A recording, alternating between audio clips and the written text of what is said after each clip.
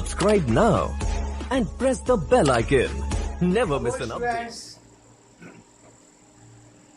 पिछले के वीडियोज में हम लोगों ने चैप्टर 1 को समाप्त किया। अब इस वीडियो में आपका चैप्टर 2 स्टार्ट होगा। आपका चैप्टर 2 है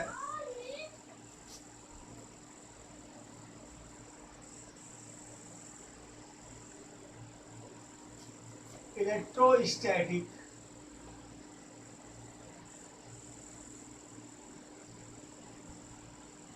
पोटेंशियल एंड कैपेसिटेंस।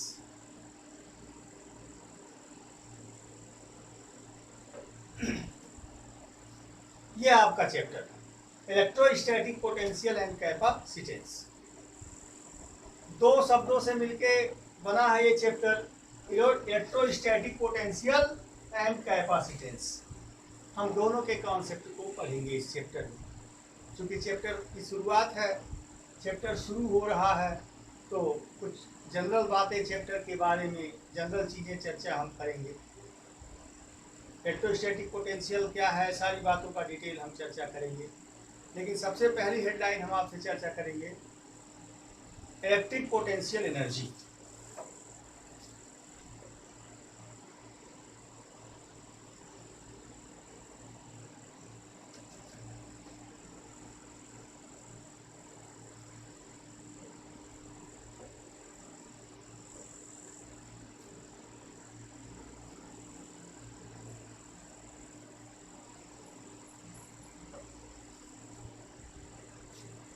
बच्चों, पोटेंशियल एनर्जी के कॉन्सेप्ट को आप लोगों ने ऑलरेडी पढ़ा है। You have already studied the concept of potential energy in class 9th and class 11th। Class 9th और 11th में आपने पोटेंशियल एनर्जी के कॉन्सेप्ट को पढ़ा है। हम छोटा सा रिकैप आपको देते हैं। पहले पोटेंशियल एनर्जी क्या होती है? किसी भी बॉडी के किसी फील्ड में या किसी फील्ड में स्पेसिफिक पोजीशन या उसके अपने कॉन्फ़िगरेशन के नाते उसमें जो वर्क करने की क्षमता होती है, उसी को उसकी पोटेंशियल एनर्जी कहते हैं। और पोटेंशियल एनर्जी के लिए आवश्यक शर्तें आपने क्या पढ़ा था? जो वर्क डन हो, पहली बात, और इसकी वैल्यू किसी कंजर्वेटिव फोर्स के अगेंस्ट किए गए वर्क डन के इक्वल होती है। पोटेंशियल एनर्जी की वैल्यू किसके बराबर होती है? किसी भी कंजर्वेटिव नेचर फोर्स के अगेंस्ट किए गए वर्क डन के बराबर। अब आप जानते हैं कि नेचर में कंजर्वेटिव नेचर के फोर्स कौन कौन से हैं, जरा गौर करिएगा।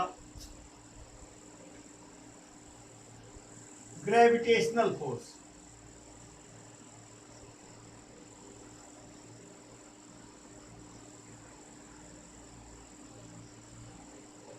ग्रेविटेशनल फोर्स कंजर्वेटिव नेचर का फोर्स है। Number 2, elastic force. ये कंजर्वेटिव नेचर का होता है। इलेक्ट्रोस्टैटिक फोर्स,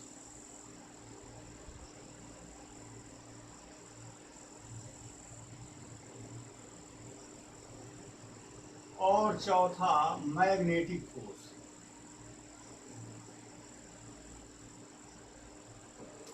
ये चार फोर्सेस नेचर में, ये 1 2 3 4 नेचर में ये चार फोर्सेस कंजर्वेटिव नेचर के फोर्सेस हैं।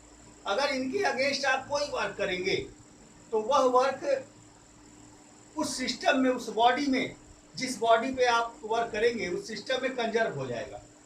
और जब फोर्स लगाने का रीजन आप हटाएंगे तो वह बॉडी पुनः अपने ओरिजिनल पोजीशन में रिटर्न हो जाएगी। यानी पोटेंशियल एनर्जी काइनेटिक एनर्जी के रूप में कन्वर्ट हो जाएगी। एग्जाम्पल, अगर आप इस मार्कर को या किसी चीज को जमीन से उठा के कुछ ऊंचाई तक आपने उठाया, तो अब यहाँ दो लोग काम कर रहे हैं, आप जमीन से उठा रहे हैं, तो आप या जो ये हैंड है, ये मेरा हाथ ये एक्सटर्नल एजेंट है, मैं काम कर रहा हूं, किसके अगेंस्ट काम कर रहा हूं? ग्रेविटी के against. Gravitational force vertically downward लगा है और मैं कहाँ फोर्स लगा रहा हूं? Vertically upward. यानी हम ग्रेविटेशनल फोर्स के अगेंस्ट वर्क कर रहे हैं और यही वर्क डन ही इस मार्कर में, इस सिस्टम में कंजर्व हो गया। अब अगर यहाँ से हम मार्कर को छोड़ दें तो क्या होगा? मार्कर पुनः अपनी पोजीशन में आ जाएगा। यानी जो इसकी पोटेंशियल एनर्जी थी, यहाँ तक उठाने में जो इसमें पोटेंशियल एनर्जी कंजर्व हुई, वह पोटेंशियल एनर्जी तुरंत काइनेटिक एनर्जी में बदल जाएगा। इस तरह से इलेक्ट्रोस्टैटिक फोर्स कंजर्वेटिव फोर्स होता है और उसके अगेंस्ट किया गया वर्क डन उस सिस्टम में, इस बॉडी में कंजर्व हो जाता है। किस फॉर्म में कंजर्व होता है? ग्रेविटेशनल पोटेंशियल एनर्जी के रूप में होता है। तो पोटेंशियल एनर्जी क्या है और कितने प्रकार की हो गई? इन फोर्सेस के आधार पर 4 प्रकार की पोटेंशियल एनर्जी हो गई। Gravitational potential energy, elastic potential energy, electrostatic potential energy या इलेक्ट्रिक पोटेंशियल एनर्जी और चौथी मैग्नेटिक पोटेंशियल एनर्जी। इस तरह से पोटेंशियल एनर्जी को आप 4 भाग में बांट सकते हैं। ग्रेविटेशनल पोटेंशियल एनर्जी की स्टडी आपने 9th लेवल में और फर्स्ट ईयर में किया। इलास्टिक पोटेंशियल एनर्जी की स्टडी आपने 11th में किया, वर्क एंड एनर्जी चैप्टर में। अब इलेक्ट्रोस्टैटिक पोटेंशियल एनर्जी की स्टडी हम लोग यहाँ इस चैप्टर में करेंगे और जब हम आपको मैग्नेटिज्म पढ़ाएंगे तो मैग्नेटिक पोटेंशियल एनर्जी की भी हम आपसे चर्चा करेंगे। दोनों कंबाइन कह दें तो इलेक्ट्रोमैग्नेटिक पोटेंशियल एनर्जी हो जाता है। तो कंजर्वेटिव नेचर के फोर्सेस क्या हैं, समझ में आ गया? Very good. अच्छा भाई, और एक आध एग्जाम्पल देके हम बात को आपको समझाएंगे। जैसे एक आध एग्जाम्पल हम और आपको देते हैं, चूंकि चैप्टर की शुरुआत है और बेसिक बातों से हम लोग चर्चा भी करेंगे। एक टेबल है, एक सरफेस है, यह एक सरफेस है। आपने एक बॉडी को यहां रखा,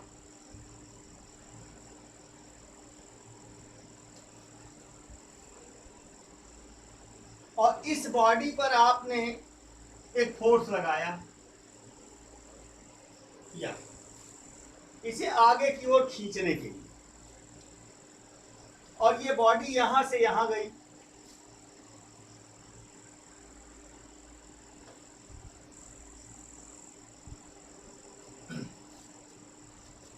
एक ही साथ बॉडी पे 2 फोर्स लग गए।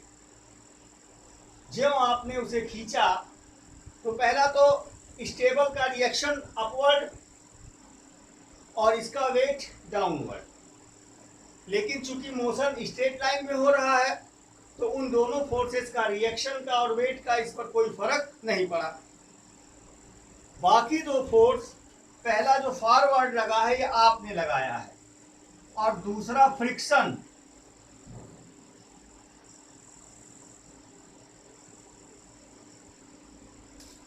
फ्रिक्शन यहां लगा है। फ्रिक्शन क्या करेगा? उसके फॉरवर्ड मूविंग का विरोध करेगा और आप क्या करेंगे? उसे फॉरवर्ड खींचेंगे। 2 फोर्स लगे हैं इस पर। एक सरफेस लगा रहा है फ्रिक्शन फोर्स बाएं तरफ पीछे, और आप लगा रहे हैं फॉरवर्ड। बॉडी यहां पहुंच गई, आप इसे छोड़ दीजिए यहां। क्या ये बॉडी यहां से पोजीशन ए से बी पे गई तो क्या स्वतः बिना लाए हुए बी से ए पे आ जाएगी? Not possible. लेकिन दूसरा केस देखिए, यही तुरंत लगे हाथ।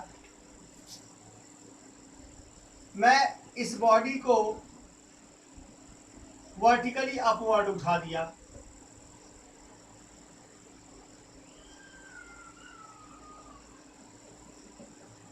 इस बॉडी को वर्टिकली अपवर्ड मैंने उठा दिया, यहां से यहां। ये पोजीशन ए है और यह पोजीशन बी है। इस केस में भी जब हम बॉडी को उठा रहे थे ऊपर की ओर तो 2 फोर्स लगे थे। देखिए, पहला फोर्स वर्टिकली डाउनवर्ड mg, और दूसरा हम ऊपर की ओर लगा रहे थे यह फोर्स। अब भी दो फोर्स लगे हैं। यहां हम फ्रिक्शन के अगेंस्ट वर्क कर रहे थे और यहां हम ग्रेविटेशन के अगेंस्ट वर्क कर रहे हैं।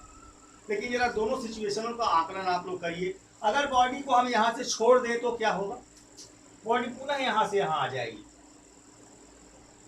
जबकि यहां बॉडी पुनः यहां से यहां नहीं आई। अर्थात फ्रिक्शन कंजर्वेटिव नेचर का फोर्स नहीं है, उसके अगेंस्ट किया गया वर्क इस बॉडी में, इस सिस्टम में कंजर्व नहीं हुआ, वह पुनः अपने पोजीशन पे नहीं आएगा। लेकिन दूसरी सिचुएशन में भी हमने दो फोर्स यहां लगा था, आपने देखा ग्रेविटी के अगेंस्ट किया गया वर्क, यहां भी दो फोर्सेस का पेयर लगा है, कंजर्व हो गया सिस्टम में, इस सिस्टम में आ गया और जो ही उसको यहां से छोड़े तो अपने ओरिजिनल पोजीशन पे रिटर्न हो गया। इस तरह से ग्रेविटेशनल फोर्स कैसा है? कंजर्वेटिव है। तो कंजर्वेटिव नेचर के फोर्स और पोटेंशियल एनर्जी कैसे कंजर्व होती है, इन बातों का समझ आपको आ गया। तो कितने प्रकार की पोटेंशियल एनर्जी हुई? इन चारों फोर्सेस के आधार पर चार प्रकार की पोटेंशियल एनर्जी हुई।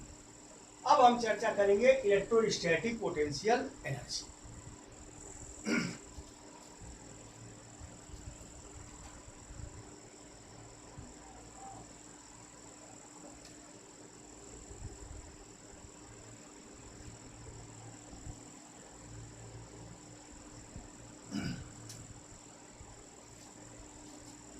किसी टेस्ट चार्ज को इनफाइनाइट से इलेक्ट्रिक फील्ड के भीतर किसी पॉइंट तक ले आने में जो वर्क डन होता है, उसी वर्क डन को उस पॉइंट का इलेक्ट्रोस्टैटिक पोटेंशियल एनर्जी कहते हैं। That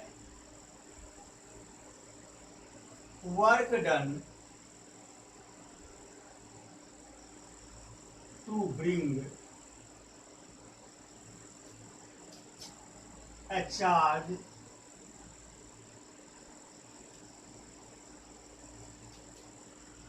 at any point from infinity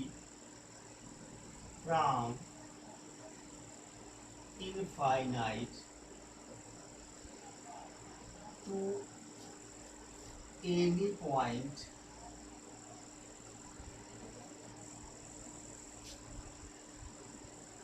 inside the electric field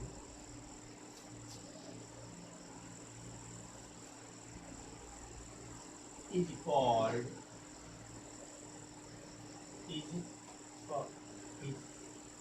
equal to electric potential energy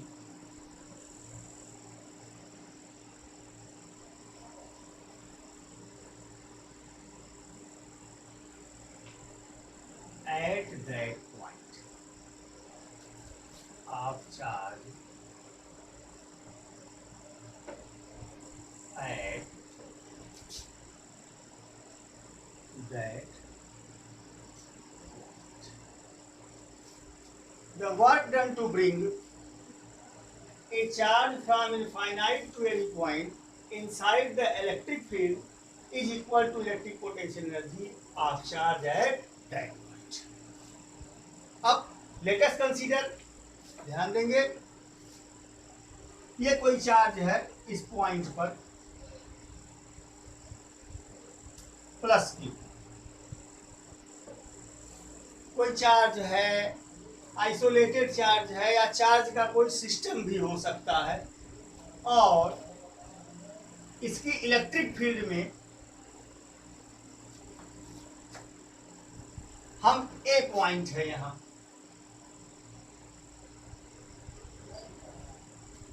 एक टेस्ट चार्ज को यहां रख देते हैं, यहां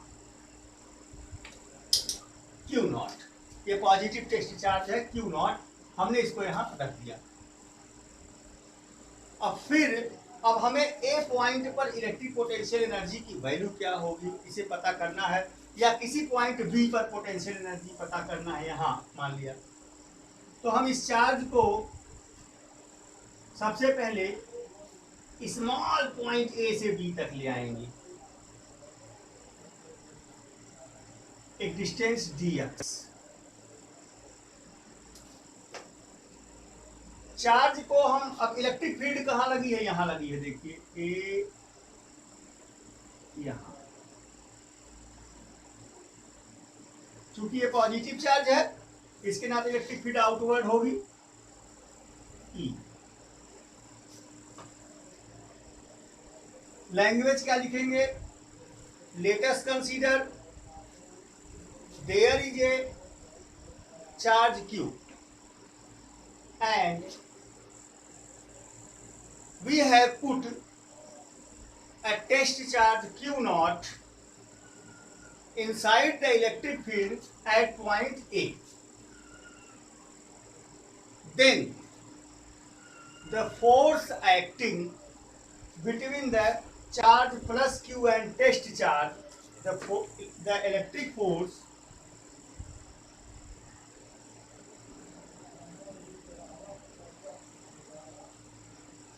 between plus q and q naught, Coulomb law से निकाल लेंगे, F E equal to 1/4πε0 q naught upon r square. अगर ये डिस्टेंस r हो,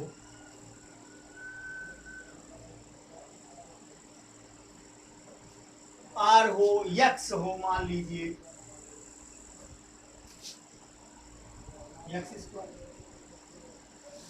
इस पॉइंट पर ए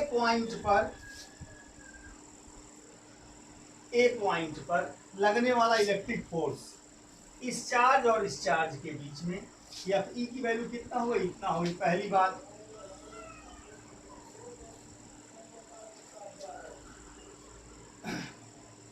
लेट, अगला step, let we bring the charge at a small, we displace the charge, a small displacement dx from A to B।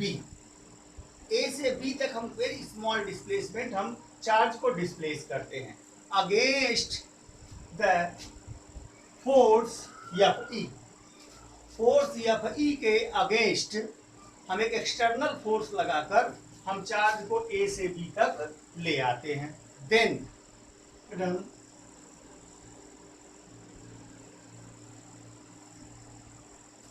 By external force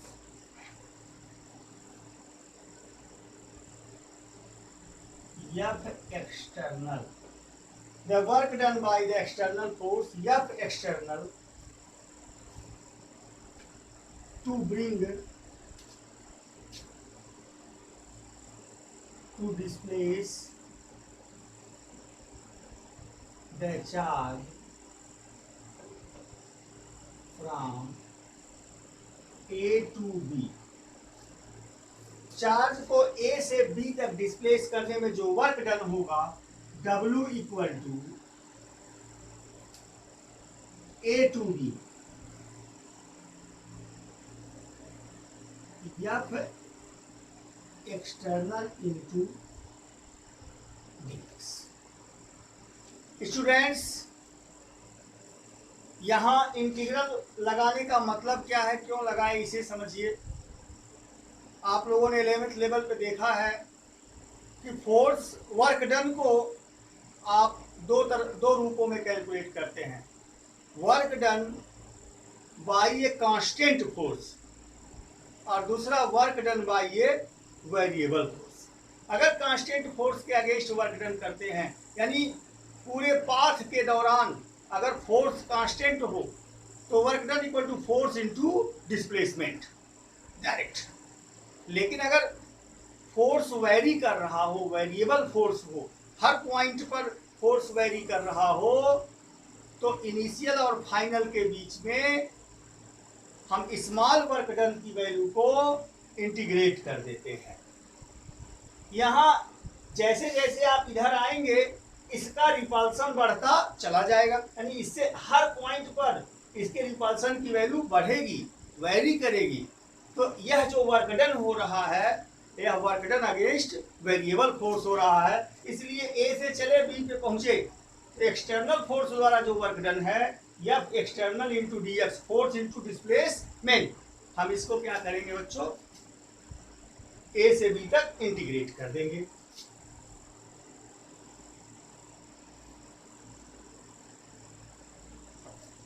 अब here F external equal to F E. क्यों? अगर जो electric force लगा है उसके equal या उससे ज्यादा फोर्स नहीं लगाएंगे तो चार्ज यहां आएगा ही नहीं, तो उसके इक्वल फोर्स लगाते हैं।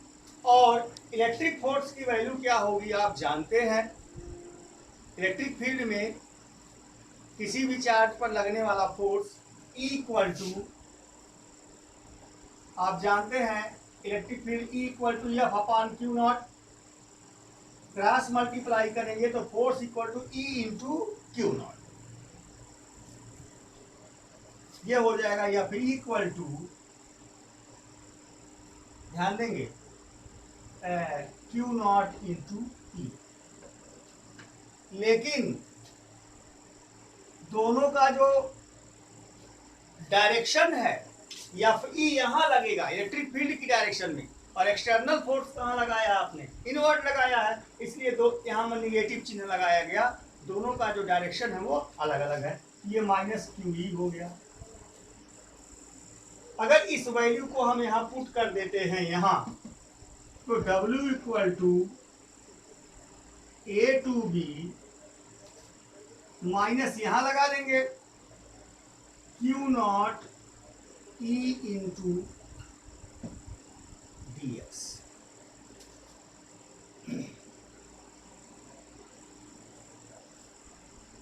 ये वर्क डन की वैल्यू आ गई।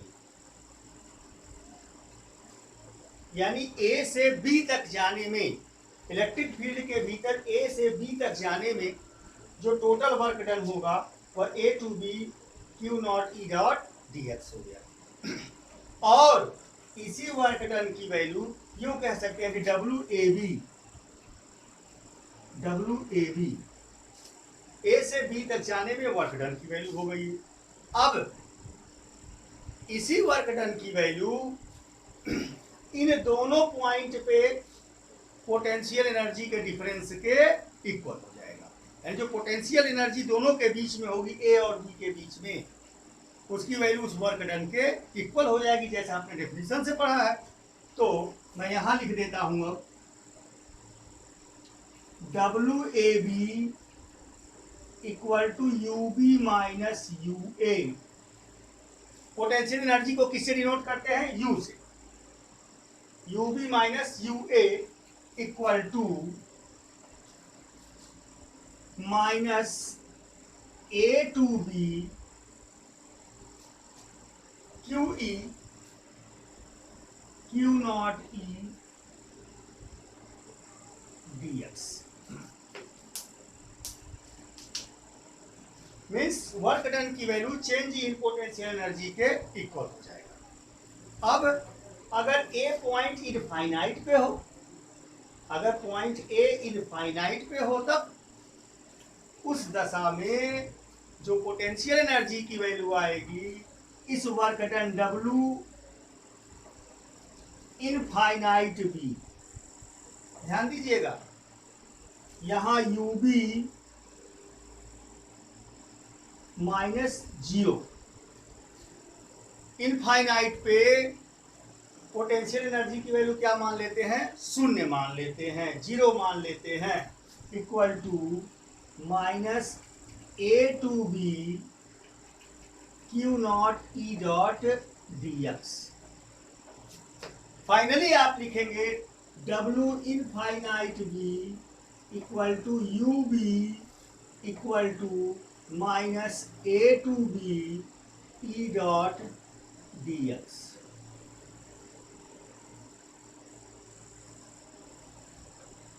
यानी इलेक्ट्रिक फील्ड के भीतर किसी पॉइंट पर, किसी पॉइंट बी पर इलेक्ट्रिक पोटेंशियल एनर्जी की वैल्यू इनफाइनाइट से उस पॉइंट तक किस चार्ज को ले आने में किए गए वर्क डन के इक्वल होती है।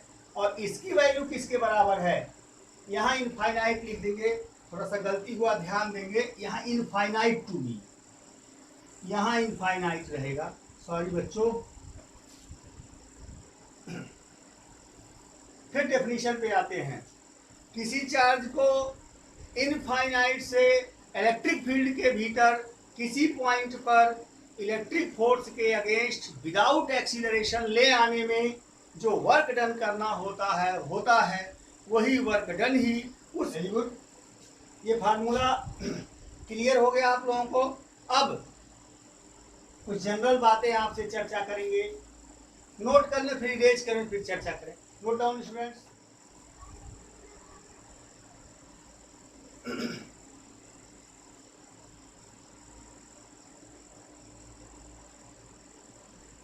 Okay, erase.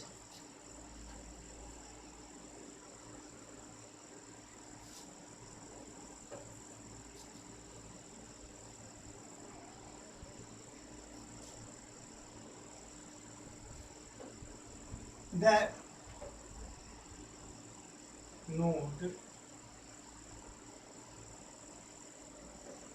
नोट क्या?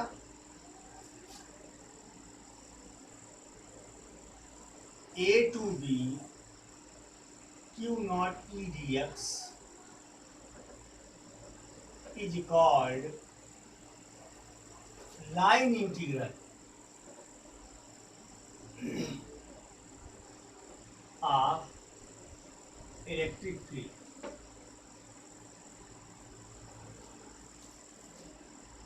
यूं कह सकते हैं कि the line integral of electric field is equal to potential energy of any point.